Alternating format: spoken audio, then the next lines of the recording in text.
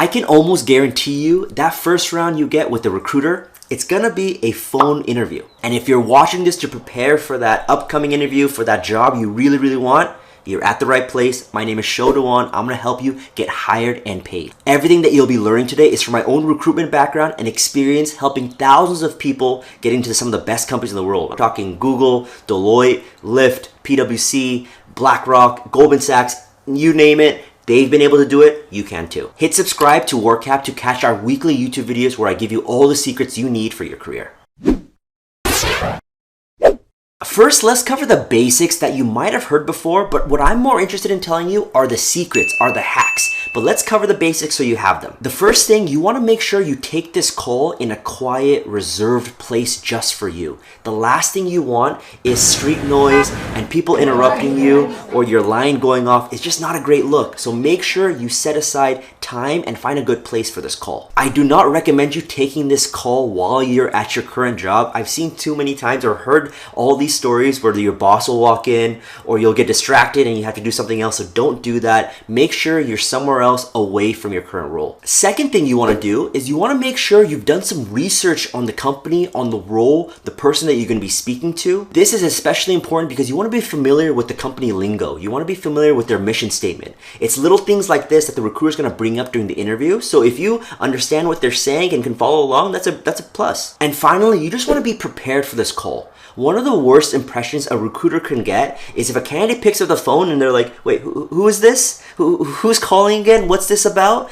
Especially if you have this already planned in your calendar. You do not want to make that mistake because you got to remember this is your first impression. So you want to come out hot. You want to come out with that energy and that positivity and that confidence that's going to shine through the phone and make sure that they know, hey, you're a really good candidate for this role. You should also know there's also two types of different phone interviews. The first scenario is when you applied for the role, maybe through LinkedIn or through Indeed, and you had an email chat or a LinkedIn DM with the recruiter and they're scheduled this call and they're the ones to call you. That's scenario one. Or scenario two is when you didn't apply, maybe you're not even actively job hunting, and the recruiter slides in your DMs or sends you an email saying, hey, I think this role would be a really good fit. That's scenario two. And both scenarios, they typically go the same way. They'll have the same structure, usually the same set of questions, but there's one really big difference between the two. In scenario one, where you're the one who applied for the role, typically you're the one pitching yourself, your services to this recruiter. While in scenario two, where the recruiter is the one who reached out through LinkedIn or sent you a cold email,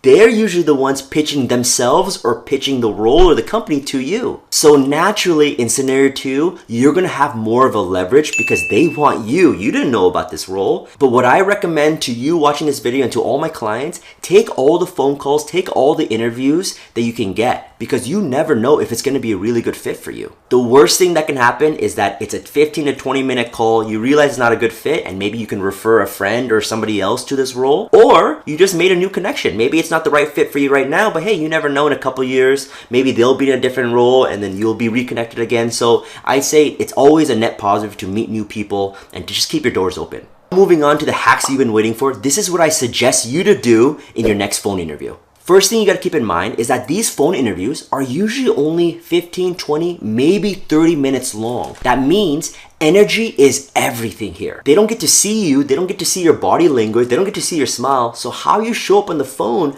it makes all the difference. What I recommend you to do is this. I recommend you to stand up while you're talking. If you notice right now, I'm actually standing up while I'm filming this. The voice just projects a little bit more. Your energy is just a little bit higher. You get a little bit more energetic. And I think all of that is good news for your first impression, your first round interview. You also want to maybe exaggerate and over enunciate more than you usually do. Maybe like put a smile on your face, nod when they're talking, have some fun with it, right? They can't see you, but they can feel you, they can hear you. And it's the way that you talk that's really going to make the difference in them thinking, hey, does this person want the job? Does this person seem confident? It's the little things. And the last thing I'll say about this, personally, I like just using a phone and just using it right next to my ear. You could use AirPods, you could use, your own Bluetooth headphones.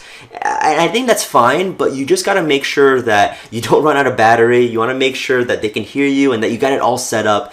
Like I said, this is your first impression. You don't want to go through the hassle of like, wait, did I set it up right? Can you hear me? You want to make it as simple as possible. If you can pick up the phone and say, hey, I was expecting your call. I'm having a great day. How are you? And your voice is clear and they can hear you and you start off on the right foot, it just sets everything up for success. Next, let's move on to the questions you can expect during phone interviews. These are the 5 questions that I think you're almost always gonna get. Number 1, can you tell me a little about yourself? Number 2, why are you interested in this role and company? Number 3, why are you looking to change your current role? Number 4, what's your experience doing this specific responsibility from the JD? And 5, what are your salary expectations? A bonus question they're gonna ask you is, also, do you have any questions for me? For all of these questions, you're gonna have your own answer, you're gonna have your own story, but I can tell you what the recruiters are really looking for. What that is can you do the job that I'm recruiting for?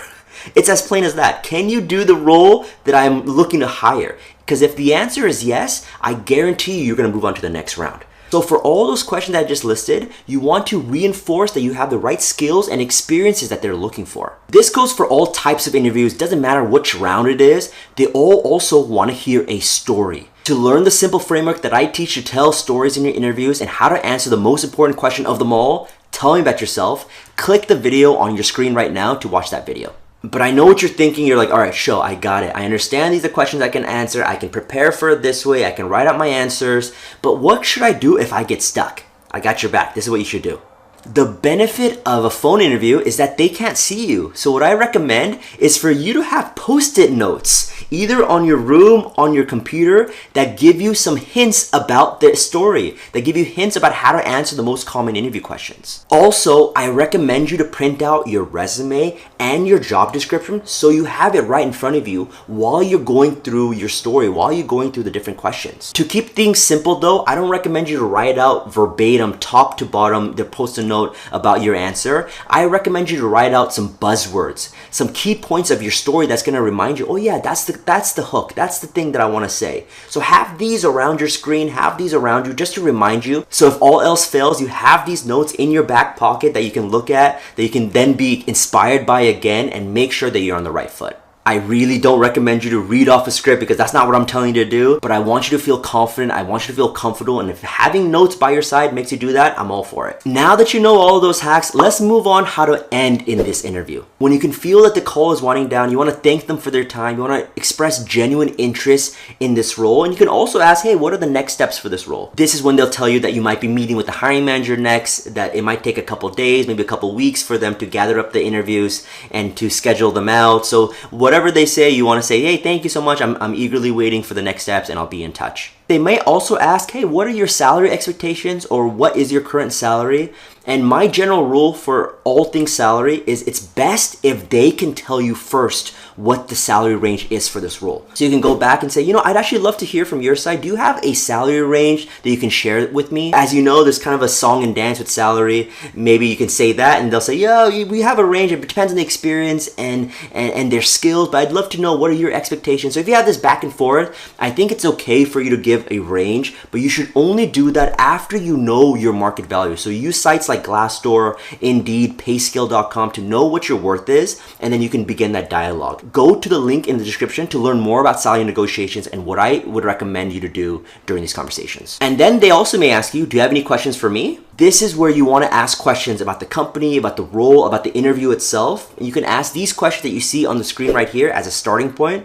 But the main thing I want you to emphasize here is the best questions are personal. The best questions are questions that the interviewer has unique experience answering. You don't want to ask the generic questions that everybody asks. You want to make sure that this shows your interest and that shows that you've been paying attention during this interview and kind of further moving the needle that you're a great candidate for this role. And then finally, after the call is over, after you give your thanks, you want to send a thank you email during that day or at the latest the following day. And you could just use a simple template that you see here on screen. And just like that, you're done with your phone interview. I hope you watch this video and feel a lot more confident going into it. After the phone screen, the next interview will probably be a video interview with the hiring manager or an in-person interview with the hiring manager. So you want to make sure you're ready for that as well. For all the other things that you need and for our freebies, go to the description and hit subscribe to WorkApp for our weekly YouTube videos. Good luck.